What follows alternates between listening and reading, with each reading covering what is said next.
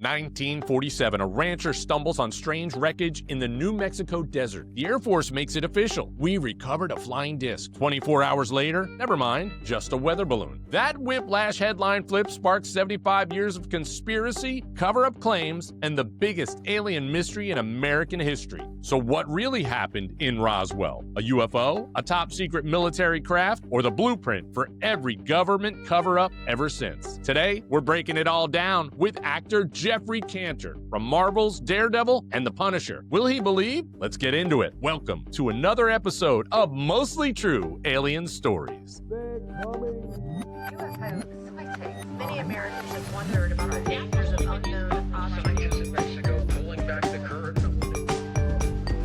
We need to save ourselves.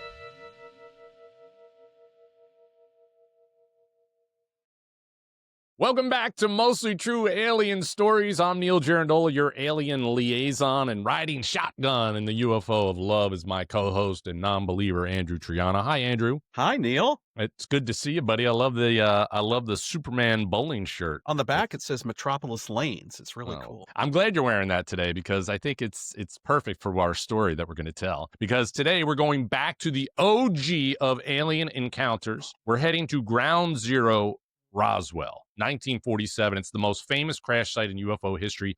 There were bodies, there were weather balloons, interdimensional misfire, cover-ups, and we're going to crack it all open from as many angles as we can and figure out whether we think this is a mostly true alien story or not. Now, before we dive into today's true alien report, we're definitely going to need some help with this, so we brought on a guest who we think knows a thing or two about drama, mystery, and big reveals. You've seen him on Marvel's Daredevil and The Punisher. He's popped up in House of Cards, The Americans, The Blacklist, and even the Coen brothers' Hail Caesar. He's an actor with the kind of range that takes him from Broadway stages to directing to some of the biggest shows on television. And today, he's here with us to weigh in on one of the most famous UFO stories ever told.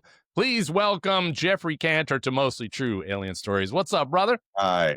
You go from the most famous to a not famous. But that's great. That's great. You're using a non-famous actor to help you talk about the most famous. And I think that's right. I think that's about right. Well, before we get into all your list of credentials here, because there's just a ton of stuff, because this is an alien podcast, I have to ask you, do you believe in aliens and extraterrestrial life on other planets? Of course I don't. I mean, I really don't. If there's anything else out there, they're not visiting in a way that we would understand anyway. I don't believe that there's any sentient, self-aware being in the universe other than us. And if there is, they're not close enough where it would matter. Well, then when you say something like that, though, Mm-hmm. that leads me to believe that you think maybe there's a possibility just because they're not close enough. I am open to the possibility that I may be mistaken. However, there is no evidence to support the existence of aliens, and certainly no evidence to support the existence of aliens who have ever managed to come here, up all places. And if there were, I would have hoped they would have done something more substantial to impact our lives. And I do not think that the pyramids reflect alien life. Just if you were about to go there. About the pyramids. Oh, dude, you are speaking my language. I love this. It's 2 against 1 today. This is going to be...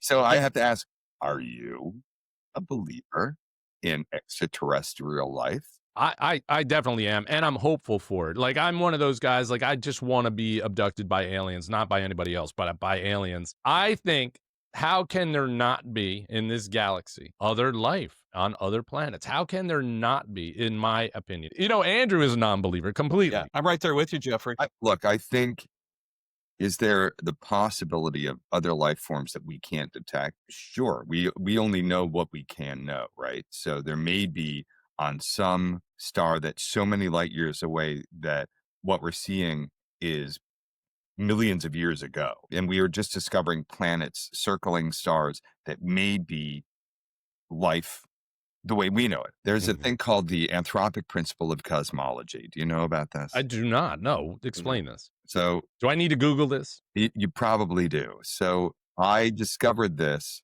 quite by accident when I was living in London in 1986. Yep. And I was trying to tape. Remember videotapes? If any of your watchers remember videotapes. So I was taping Monty Python, and I got the time wrong. So I taped this amazing program about this cosmology. I actually ended up getting the book.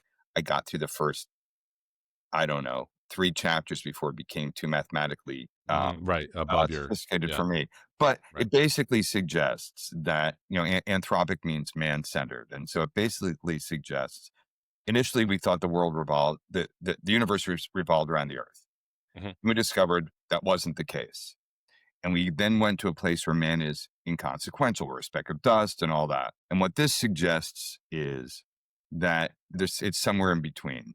Okay. That we're part of the universe. We have self-consciousness. We understand many of the principles now that govern the entire universe. We're still discovering them, but our humankind as a species has come to understand the physical principles that govern the entire known and much of the unknown universe. I keep discovering these things. A photon from the beginning of time behaves the same way on Earth as a photon from today. And we understand that. And that makes we are part of the universe. And therefore, if we have self-consciousness and self-awareness, we actually are part of the universe's consciousness. And that is unique to us, at least on this planet. The fact that we came into being, if you look at 1 degree difference at any step along the way, we don't exist. And so therefore, no matter how long the universe has been in existence, the chance of there being anything else like us is so tiny that it does not occur to me in all seriousness that there's going to be anything we would recognize or understand that would ever come to this Earth and participate in a way that would make sense. If that is the case, then why couldn't that happen in another planet in another galaxy, right? The chances of our happening was so small that the chances of it happening anywhere else in the same way is even smaller. That actually makes it scarier because if aliens, if you live in my world and aliens are coming to Earth, they're gonna be pretty scary. The other way of discussing this is maybe they already did. Maybe they made us. You couldn't buy into that? Maybe they're microbes without consciousness, or maybe we just don't understand, or maybe they're really small. Remember Here's a Who? Yep, right. Yeah. Right? My favorite movie. Book. But anyway, so in book. You think science is completely against it? You think true science is? I think the overwhelming number of legitimate scientists in the world right now would say that the likelihood of an extraterrestrial being that has come here and has interacted with human beings in a way that we would recognize, I would say 99.9% of them would say that's hooey. When you say recognize, do you mean probing? No, that's getting to know you. It's so weird that you mentioned this book because I read a completely different book. Are you talking about Horton? No, I read Anamorphic Cosmetology. They did hair and nails? They did hair and nails. Yeah. Hair and nails. It's just all about hair. I think it's the same author. Do you think that Hollywood has something to do with perpetuating this narrative now? It's because it's really blown out of.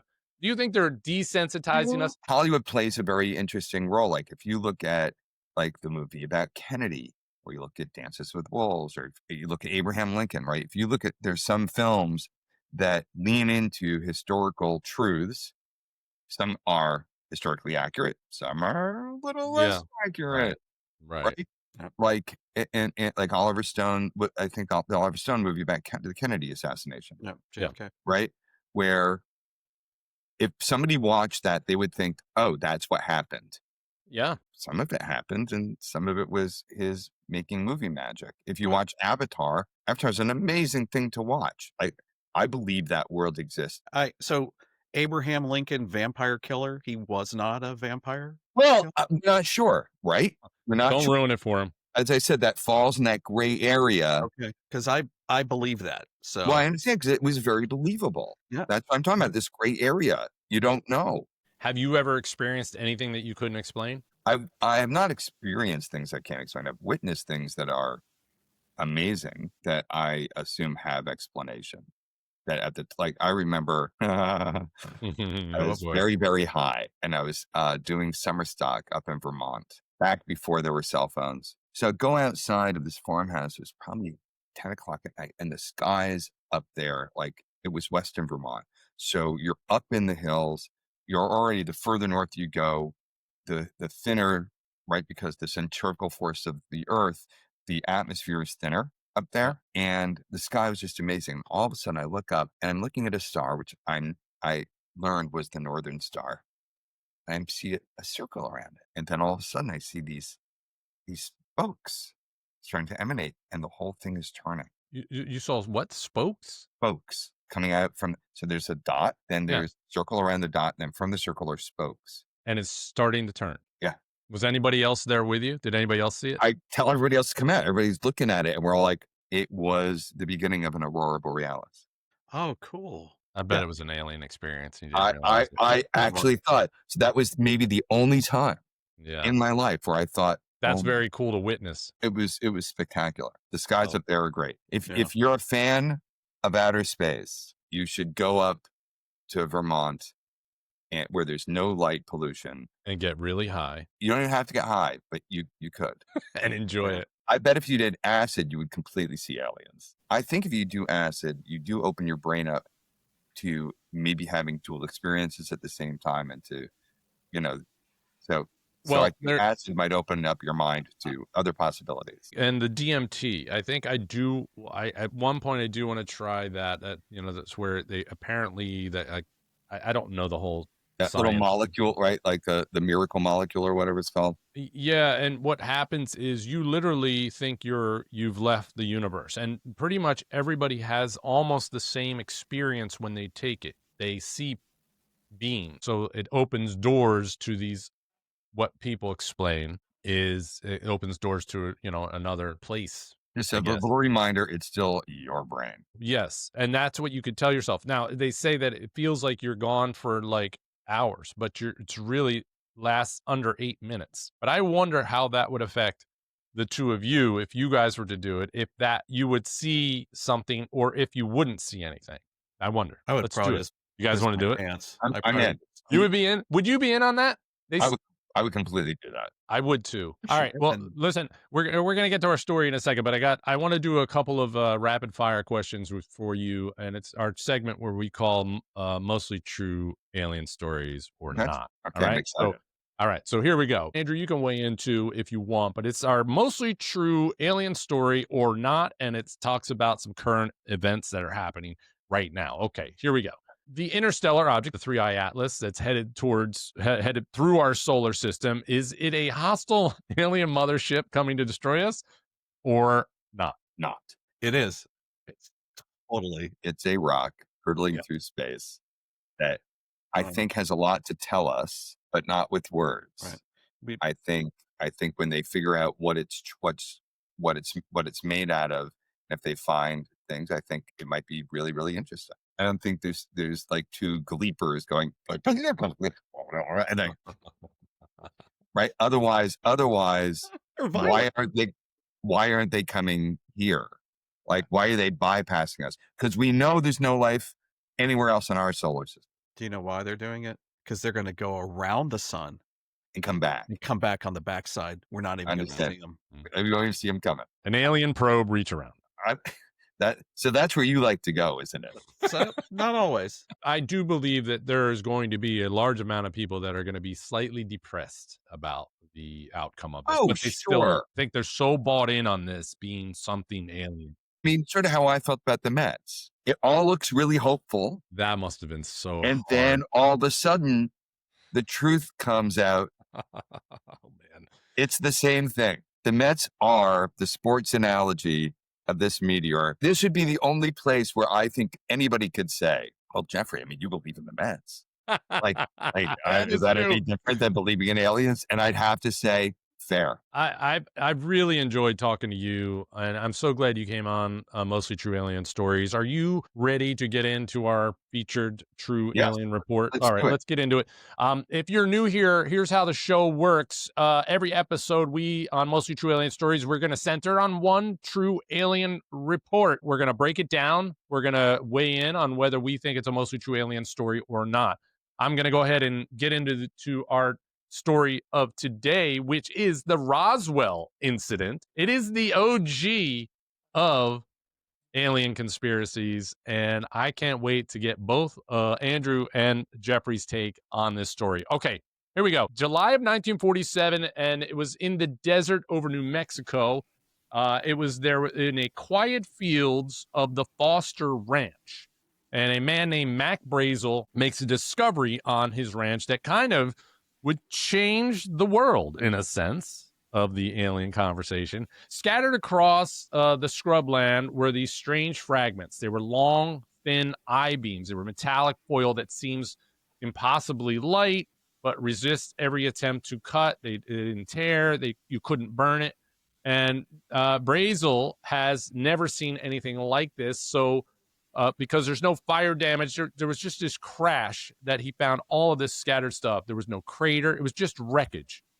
And so it was spread out. It was like something came apart in midair and it rained down across his land. And so at first, he kept quiet about this. And then he shows some of the pieces to the neighbors and then to the local sheriff. And on July 7th, the sheriff contacts the Roswell Army Airfield. And they're the home of the 509th Bomb Group. That's the only unit in the world trusted with nuclear weapons at the time. The next day, July 8th, the Army then releases a stunning statement after looking through all of this wreckage. And they say the many rumors regarding the flying disc became a reality yesterday when the intelligence office of the 509th Bomb Group was fortunate enough to gain possession of a disc. Now, the U.S. military itself had just confirmed it. They're confirming that they recovered a flying disc. And then the story hits the newspapers nationwide, and for one electric moment, it seemed official. The aliens have arrived. But then there was a reversal immediately. Less than 24 hours later, the Army held another press conference. And now the wreckage was nothing more than a downed weather balloon. And they brought out sticks, scraps of rubber, and tinfoil, laying it all out for reporters. They took photos, and then that was it. They thought the story was closed. And then for the next 3 decades, Roswell was little more than, just a footnote. So until the late 70s, when a retired intelligence officer, Major Jesse Marcel, broke his silence, and Marcel was the man who had first handled the wreckage before it was replaced for the press and photos. And he says, his words ignited the legend. He said, the material was not from Earth. We were told to keep our mouths shut. Now, from that moment, witnesses began to step forward. Marcel's own son, Jesse Jr., he recalled seeing the debris as a child, thin beams marked with symbols like hieroglyphics.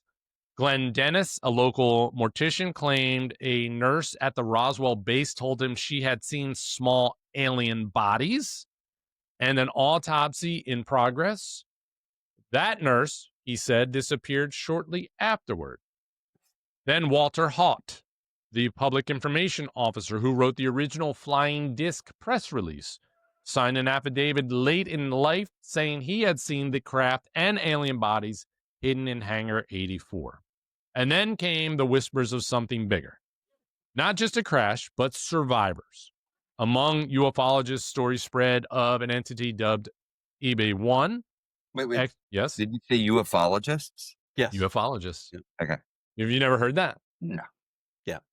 Ah, wow. You've met 2 ufologists right here. Yeah, we've self. Go ahead. I didn't mean to interrupt. Your narrative is spellbinding. All right, well, let me back up. Among the ufologists, stories spread of an entity dubbed EB1. Now, he's an extraterrestrial biological entity 1. We've heard this story before. I know Geoffrey has not. They were allegedly recovered alive from Roswell and kept in custody by the U.S. government. And EB1 was said to have survived until the early 1950s. 1952, yep. And communicating basic information about his species and its home star system before he died. According to some, that connection laid the groundwork for what would later be called the Serpo exchange program. We have an full episode on that entire alien encounter story, so you should check that out. This is where a dozen U.S. military volunteers supposedly traveled to this alien's world. Skeptics, of course, offer another explanation: Project Mogul. It's a top secret balloon program designed to detect Soviet nuclear tests and debris from one of these flights, they argue, was what crashed at Roswell with the flying disc. Press release simply being an overexcited officer jumping the gun. Now, the Mogul project wasn't declassified until the 1990s, of course, which for believers only fueled more suspicion. All right, so we do not know what crashed there, right? So we're going to try and sort this out right now. The military admitted it was a disc, and then they backtracked. Witnesses insisted for decades that they saw something not of this world, bodies, beams with alien writing, a cover-up that grew bigger than the more you looked. And now here we are nearly 80 years later. Roswell's no longer just an event, but it is a cultural myth. And it has, there's no denying, gave birth to the modern UFO movement, and fueled by Hollywood, built an entire tourist industry, and it has turned that town into the capital of alien lore. All right, that's our story. Andrew, I think I know where you're going to go with this probably, and Geoffrey, we're going to try and convince you that this is a mostly true alien story. I'm going to hand it over to the two of you. Andrew, do you want to fill in anything? And Geoffrey, feel free to jump in at any time you have a thought on something. So go ahead, Andrew. What do you got? There's a lot here. So you mentioned it starting in July. It actually all began on June 24th, 1947. There was a pilot by the name of Kenneth Arnold who was flying his small craft to Yakima, Washington. He was looking for a lost U.S. Marine plane. And if he found this plane, apparently there was a big reward. And Kenneth Arnold was just a civilian flying his plane. Pilot. Yeah. Yep. Right. He was flying near Mount Rainier. He saw a shiny object in his plane mirror. He said it looked like a group of small craft in the air. Yeah. And then they disappeared. Okay. Yeah. So when he landed in Yakima, he told his friends what he saw. He gets fueled up. He gets back. He flies back to Pendleton, Oregon, was where he had flown from. What time of day is this? Night? It's in the evening. The evening. Okay. He said that this is cool. This is where it was first originated. He said the objects look like teacup saucers. Hence, flying saucers are born. So he invented this. He did that. Coined it. One would use the word coined it. Yeah. Coined it. Coined it. So he said when he landed in Pendleton that there were reporters there ready to ask him questions about what he had seen. Already. So he lands in Yakima. But he didn't find the. He didn't see. All he saw was something flying. He didn't even find the Marine plane. Right. I got you. All right. So now he's another character. Yeah, he's another. He's done. He's out of the story. Yeah, but that's kind of. I just want to give you that little bit of history of flying saucers. That was nice of you in your Superman bowling shirt. Thanks. You're welcome. So New Mexico, July 1st, 1947. Huge lightning storm. Okay. Right. Army Airfield, Roswell and White Sands. Right. They were tracking radar blips that they couldn't figure out. This is reported that they were tracking this. They couldn't figure out what it was. Okay. Yep. He said the blips were moving extremely fast, but they really couldn't track them. Did they speculate what they thought it was?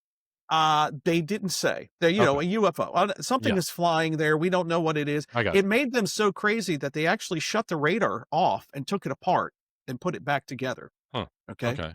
So over the next few nights, things were being seen. In that same night, they just took the radar apart. They just took it apart. They're like, this thing must be malfunctioning. There's no way those blips appeared and disappeared. They're kicking it. They're hitting it. Yeah, I got you. They're like, I got to take this thing apart. They're like screwing. They're like, give me some of that. Give me that screwdriver there, Billy Ray. And they're just keep going. Wrench. Right? Yeah, I got you. Just hit it. Kick it. Yeah. Kick it. It'll work. Unplug it. Turn it back on. They didn't think about hold the button in for 5 seconds. What's really interesting is you made them both sort of dumb Southerners as opposed to like, yes. Well, I don't know. What do you think we should do? Well, what I think we should do is take it apart. I mean, clearly there must be a malfunction. Like you don't have them. You don't have them as these sort of like geniuses. Like I don't know what to do. Let's go take it apart. I hate this job. I hate my job. Exactly. Okay, so over the next few nights, a local sheriff by the name of George Wilcox got a lot of phone calls about seeing UFOs, right? Seeing So you something in the sky. seeing But something. specifically UFOs, or just saying A that UFO isn't a UFO before it becomes alien. It's just an unidentified. Unidentified flying Yeah. object, right? But that exactly. wasn't a UFO. They didn't call it UFO then. No, did they just call it. We saw something in the sky. There's something in the sky. Same guys. There's Actually, something I up was in that sky. sitting on my I'm gonna porch. break my. I'm gonna break my radar because there's something in the sky, and I don't know what that is. But I'm gonna break my radar, put it back together. All right. Oh look, there's something in Hold the up. sky. There's something I in don't the know sky. what that is. We don't need no So- radar. Just look up. Do you know what that is? I don't know what that is. Can I you feel- identify it? No, I can't I don't. identify it. So that means right now that's unidentified. That's right. Is it flying? That sure is. Well, that's an unidentified flying object. UFO. I can't identify. Can you identify it? Nope. They coined that. These They two coined guys. it. The other guys didn't. He had a unidentified flying something. Yeah. Don't know He what was it like, is. I don't UFS. UFS. Yeah. UFS didn't That's sound as something. good as UFO. Yeah. So Yeah. okay, so you had mentioned Mac Brazel, right? Local Yes. rancher. Yeah. He He's the found guy that debris. found it. He's the He one that found found debris, right? And this happened in Corona, New Mexico. He had metal. You said that looked like aluminum foil, Yeah. and when bent, it would go back into shape. Crazy. So the sheriff. This is what he said. But he also I mean, I don't know who else saw that happen. I guess his sons and stuff saw the debris as well, Neighbors. right? Right. So Yeah. the sheriff called the army base, and they But sent they out. didn't. He didn't think to take a picture of it himself. I mean, that's not the days of hey, No, let it's me grab that 1947. Polaroid. I mean, Yeah. he'd have to. But they all had cameras, didn't they? Yeah, they didn't have cam. Of course, they had fucking cameras. No, he had one of those cameras. He put the cloth over your head. And he's like, "Hold it." Yeah. He lit it and just Well, went. 1987, they had cameras. Yes, But this that's is what I'm New saying. Mexico. I Did mean, they I really? feel So, like so wait, so can I just? yes. I mean, first of all, that you know so much, that you both know so much about this.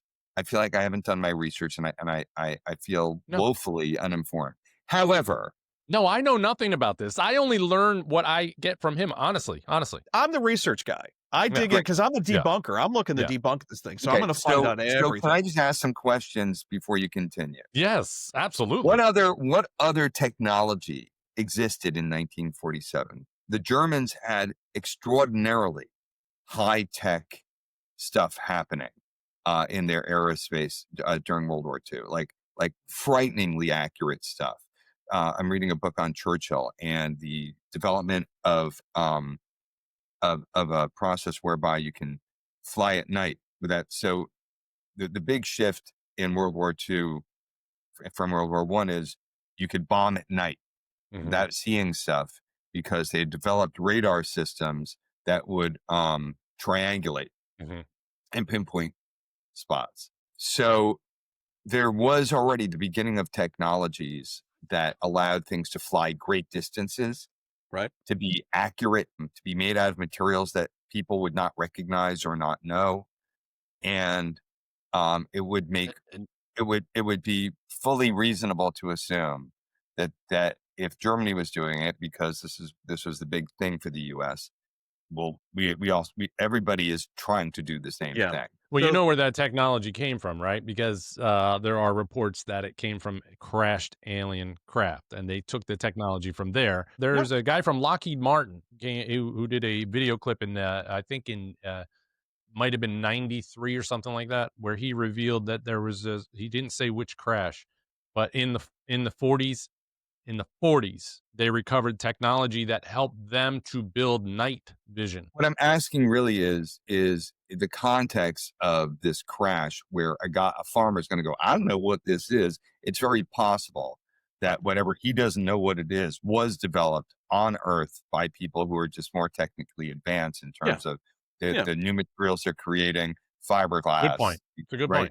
point. That he's finding something that, well, it looks like tinfoil. It's super light, and I bend it, and it goes. But like, well, maybe that's the skin of a new. Right. Sure. I'm just saying. But you got to take into all consideration of everything that happens with that. So if the government says it's an alien disc, and then 24 hours later comes back and says nope, it's a weather balloon, there's just this discrepancy in what people are confirming. So again, so then the next question is the initial military, were they assigned like if you have military who don't know what the other part of the military is doing, which happened often, Yes. right? So if the military guys also don't know what it is, and then when they meet the higher ups who do know what it is, Yeah. and they say, no, we're not talking about that. Sure. And so then they make things worse by shifting the shit out and lying. Mhm. And so you're helping promote the conspiracy theory because you are hiding something, Right. but it doesn't necessarily mean that you're hiding that. Right. Not necessarily mean it's alien tech. All right. Yes. Good point. Valid point. All right, Andrew, Okay. fill us in. So the sheriff calls the army base, and they send out Major Jesse Marcel Yep. to check out the rubbish that they found, the debris that they found. The official press release, as you mentioned, Neil, said that they had found a UFO. That is fact, right? Mhm. But later, press conference, they found strange discs. But the next day, the army retracted that.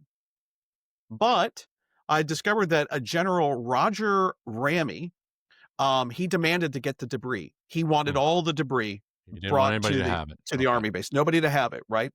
No. They said it was a mistake. They were mistaken by reporting that it was a UFO, that it was actually a weather balloon, foil, rubber, plastic. And what's weird is that Mac Brazel, our rancher friend, retracted his story as well. He said, did. no, it was not UFO stuff. It was just a weather balloon stuff. Yeah. So they're saying that they used some sort of threatening or scare tactics on him, right? They So didn't pay him.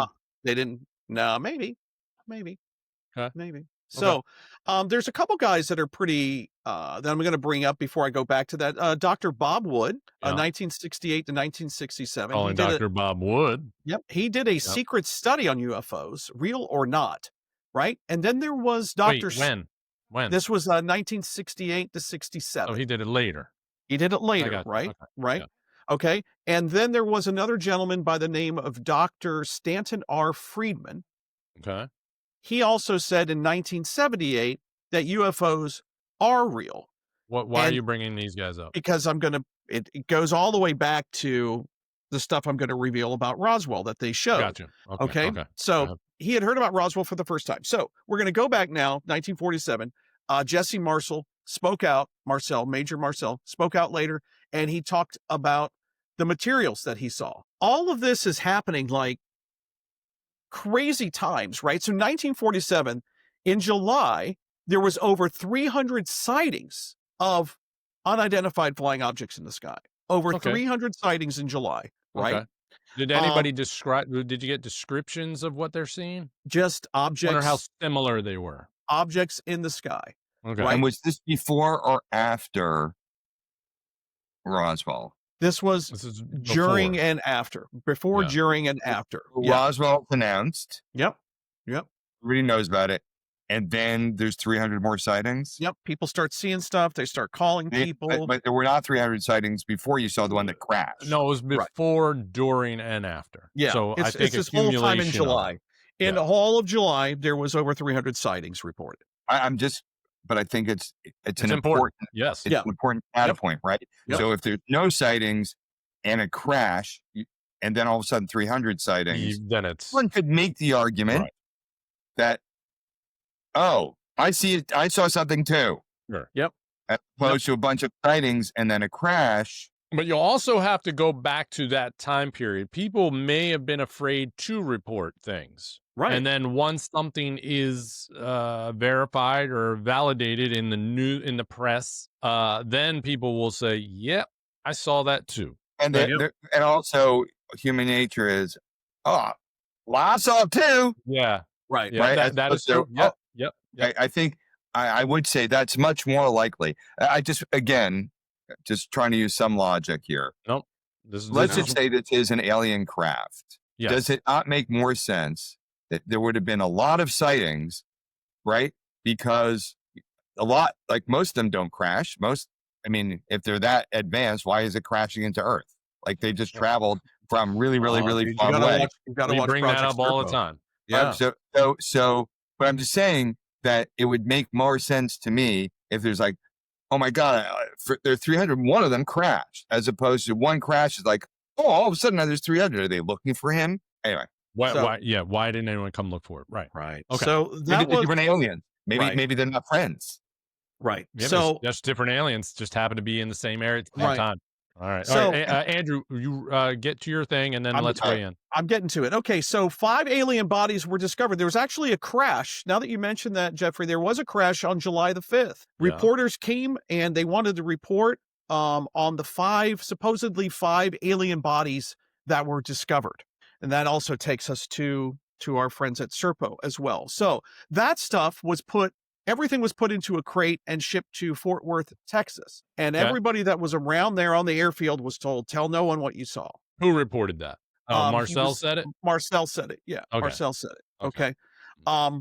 On July 11th, supposedly they got all the people that had witnessed anything and they were all warned that if you tell anyone what you saw, we'll kill you. We'll kill you.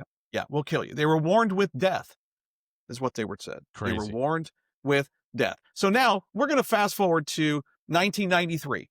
Okay. Yeah. Roswell is done, right? I mean, it happened and all that.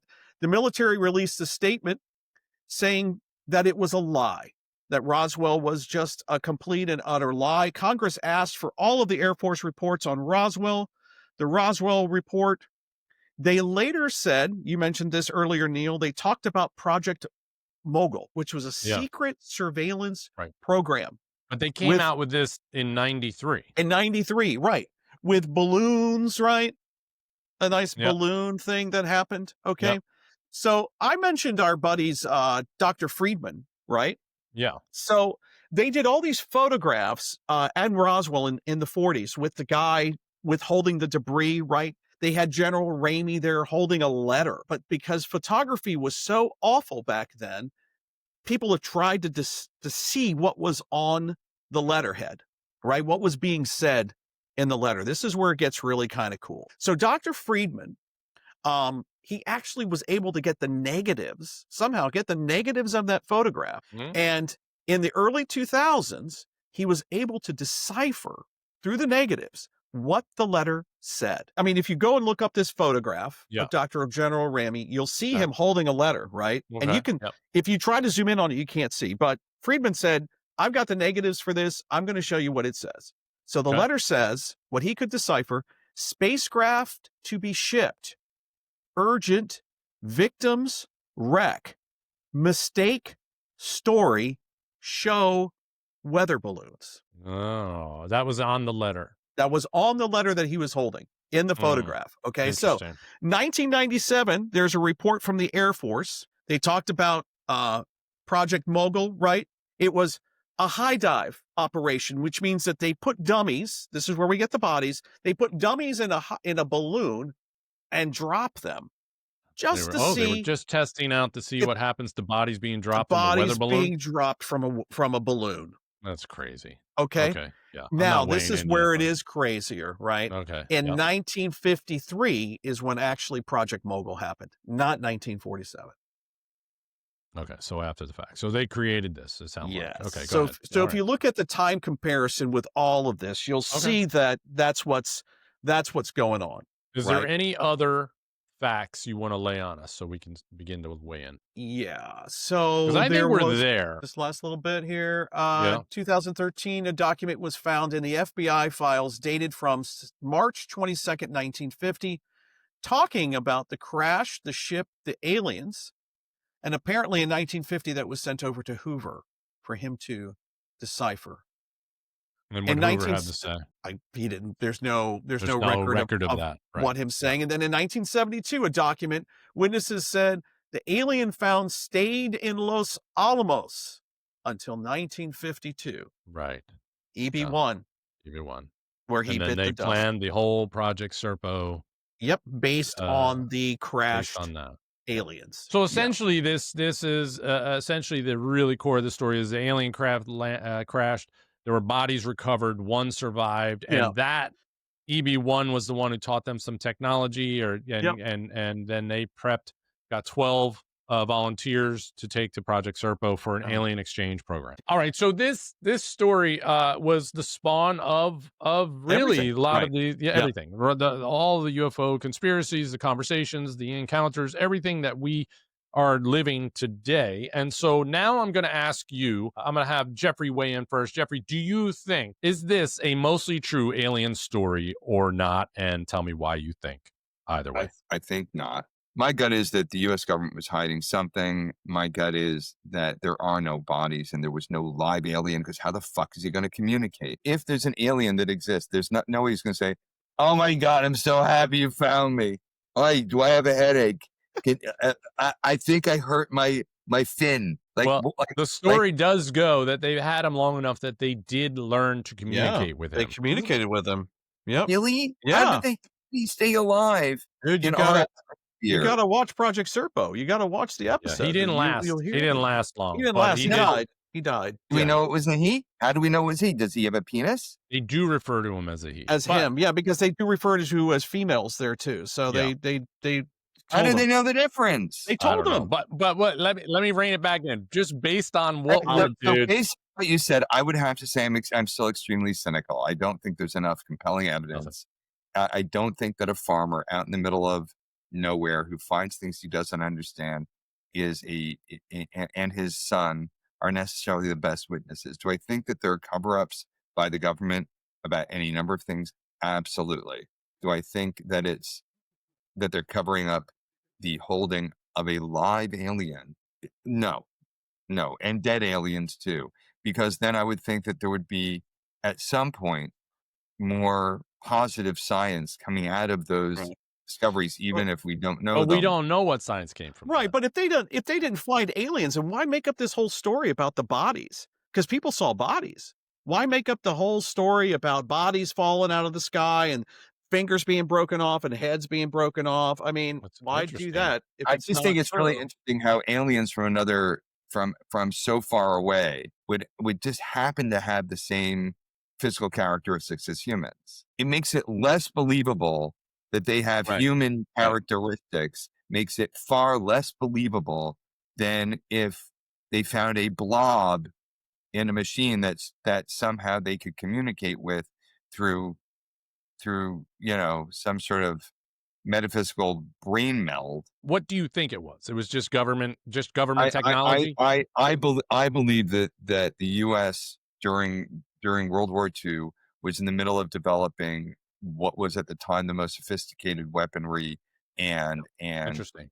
and preventative stuff that we could, and was trying new things that were failing. Right. And that sending dummies up would make complete sense. That's what we did. Our first space flights were unmanned. Then we used dogs. Then we used monkeys before we used people. Very valid point. My gut is that they could have even been monkeys, right? No. That monkey. Right. Your gut is no. It would just be awful if I was in the field and monkeys were dropping down on me and dying. Well, the monkeys aren't dropping down. You're finding them on the field. It's not like they're falling out of the sky like rain. It's raining monkeys. I love it. It would make perfect sense to me that a primate, right? Sure. Another primate like a chimp or an ape that was used often in testing our technology in terms of space travel. If they are burned to a crisp and all the hair is gone, that they might look really, really fucking weird, but they would have hands and nose and necks and mouths and penises. All right, so Geoffrey says it is not a mostly true alien story. So, Andrew, it is time for you to weigh in. Do you think this is a mostly true alien story or not, and why? I find it fascinating that at that Air Force base, they were actually testing German weapons that they had found. They were testing German radar. They were testing all of these things at the same time, right? Okay. I'm going to go with no. This is not a mostly true alien story. This is some sort of U.S. tech. It was a testing gone wrong, is what I'm going to say. Testing gone bad. And maybe people died. Maybe it was a man-crafted ship that people died in. Possible. Okay. All right. So you both say it is not a mostly true alien story. Now it's my turn to weigh in on the Roswell incident. And I first have to say that I'm really disappointed in the two of you because this is the OG of alien encounters. This is where it all started. This is the reason we're sitting here right now on a podcast talking about aliens. It's because of Roswell. Wait. Was there ever before this any mention or sighting of anything? You're calling this the OG. So Yes, actually, there were sightings that were There were reported. sightings Yeah. prior, yes. There have been sightings all the way back to But 1700s, I nothing found, right? spawned As big as this this, right. as big as Just this. It curious. always goes back to Roswell. Is Yeah. this the first crash? So, like in the Of 1700s, aliens recovered. That aliens recovered from a crash that I know of. Yeah, Right. that I Unless I you talk know to of. Jaime Maussan, he'll tell you that the That's right. He's got Nazca all of them in his mummies are basement. aliens, yeah. So I do think this is a mostly true alien story. I do think the government was covering it up. I think something happened. I do believe they recovered an alien. I believe that is the case. I think they got technology from it that we're using today. And I do think there's still stuff that they have that they haven't even figured out yet. And that's why I do believe that this is, I have to say Roswell is a mostly true alien story. I just have to. Otherwise, we wouldn't be doing this podcast. So it is true. It is a mostly true alien story. It's the one that launched 1,000 conspiracy theories. 1,000 spaceships. It launched 1,000 spaceships. That's right. We had debris in the desert, a panicked press release, a military retraction, and decades of conflicting testimony. Jeffrey says it was monkeys testing out alien government. I don't think I said it quite that way. I'm but just kidding. I know. You could didn't be. say that. I He know. said But monkeys. yeah, he says not. Andrew's leaning mostly true as well. And I say it is. Andrew is not leaning that it's mostly true. It's not Well, true I think at it's a all. mostly true story. I think some craft crashed, but Yeah. I'm not going to say it was aliens. Oh, the story is true.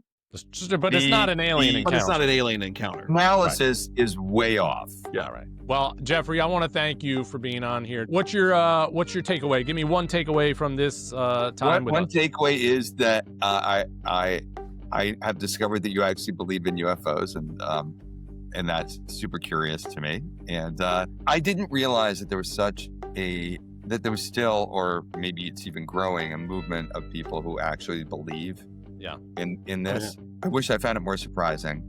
I'm not finding it scary yet, but I have a big problem with blind faith generally. Yes. In any direction. I think I'm an evidence-based kind of guy, and I think the evidence overwhelmingly does not support extraterrestrial life that we would recognize. Fair enough. All right, that's it for today. All of you listening, please subscribe, drop us a rating, leave a comment, and just share it with your friends that don't believe in aliens, because they'll enjoy this as well. And for all of you who believe in aliens, I respect your right to believe anything you want. Thank you. Thank you for saying that, because there are a lot of people that's sacrilegious to not believe in aliens. And that's I get it. all right. Well, I can't thank you enough, Jeffrey. Andrew, My great pleasure. job. Thanks for having me on. This is Awesome. great fun. We'll see you in the next one. Until then, be kind to the aliens when they get here. Thanks, boys. UFO sightings. Many Americans